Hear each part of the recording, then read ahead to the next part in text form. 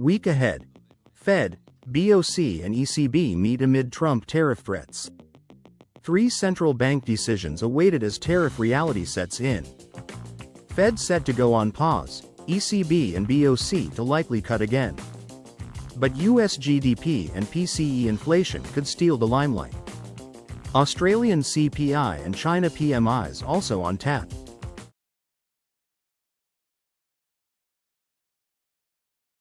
Fed to pause rate cuts as Trump 2.0 begins. The central bank agenda will be jam-packed next week as the first round of policy meetings of 2025 heats up. The Federal Reserve will be at the focal point of all the action as it's expected not to follow the European Central Bank and Bank of Canada in cutting interest rates. A resilient U.S. economy and sticky price pressures have left the Fed little room to lower borrowing costs even before President Trump and a Republican-led Congress have had a chance to enact their low taxes, high tariffs policy cocktail. Chair Powell has been keen to stress that the Fed is not on a preset course, leaving the door open to rate increases should the new administration's policies push inflation higher. However, in the more immediate term, the inflation picture has become somewhat more favorable, and the trend could turn downwards again in the first few months of 2025. One of the Fed's more influential governors, Christopher Waller, recently flagged the possibility of rate cuts in the first half of this year, as markets at one point had priced in fewer than 30 basis points reduction by year-end.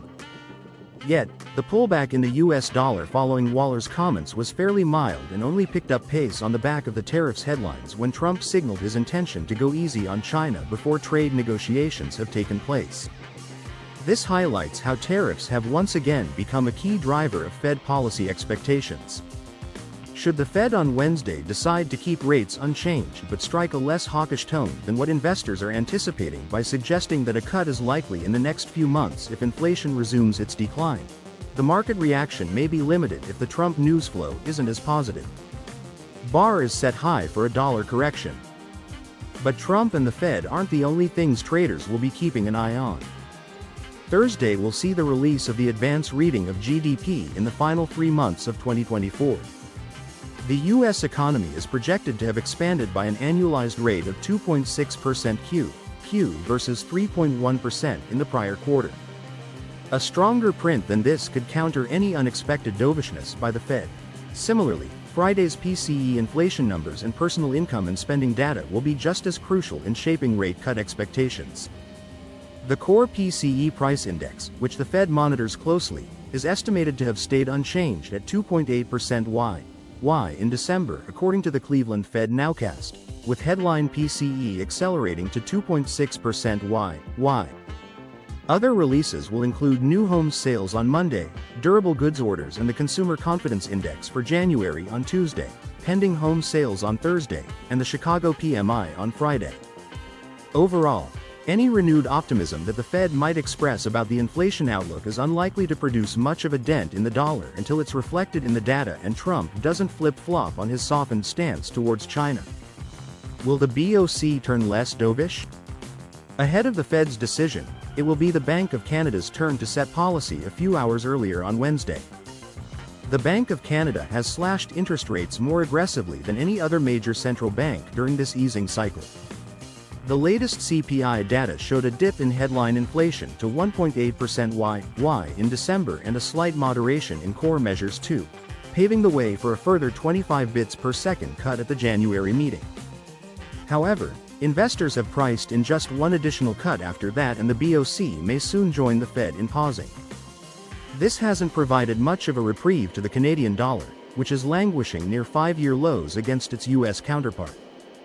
Even if the BoC were to indicate that its rate-cutting cycle is nearing the end, political uncertainty following the resignation of Prime Minister Justin Trudeau and the threat of 25% tariffs on all Canadian imports into the US by Trump are hanging over the economy.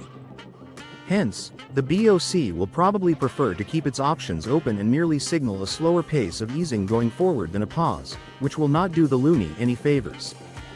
But there could be some support for the currency from Thursday's wage growth figures and Friday's monthly GDP reading. ECB to stick to gradual approach. The ECB has been steadily trimming rates since June 2024 and is widely expected to maintain a similar pace in 2025, with President Lagarde reinforcing this gradual approach in remarks at Davos this week. The current market pricing suggests 125 bits per second cut per quarter.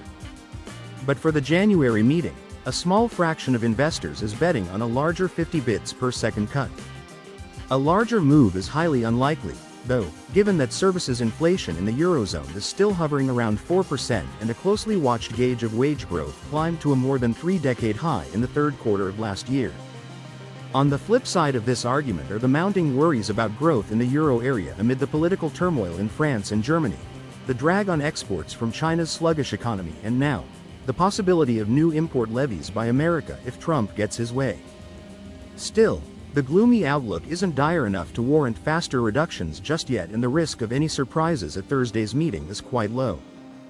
The ECB is almost certain to cut rates by 25 bits per second, and Lagarde will probably stick to her recent script, with investors hunting for fresh clues about any policy divisions within the governing council and on where policymakers see the neutral rate to be.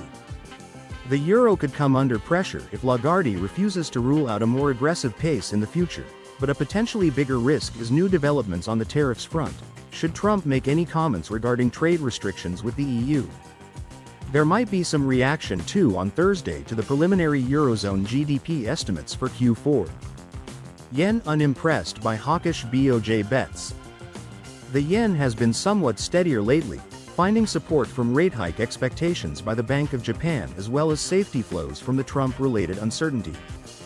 The Bank of Japan upped its policy rate to 0.5% on Friday, the highest since 2008. The yield on 10-year Japanese government bond yields is also at more than decade highs. Yet the yen hasn't been able to stage much of a bounce back against the dollar, partly reflecting the still huge policy divergence between the Fed and the BoC. Next week's data might help close the gap if the January CPI figures for the Tokyo district, due on Friday, boost the odds of further rate hikes by the BoC. Services PPI on Tuesday and industrial output on Friday might also attract some attention. AUSSI's domestic CPI and China PMIs. Staying in Asia, China will publish its manufacturing PMI for January on Monday, which will be followed by the Caixin S&P Global equivalent on Friday. Any signs of strengthening activity in China's massive manufacturing base could add to the recent improved optimism about the recovery, lifting the risk-sensitive Australian dollar. But for Aussie traders, the main highlight will be Wednesday's CPI report out of Australia.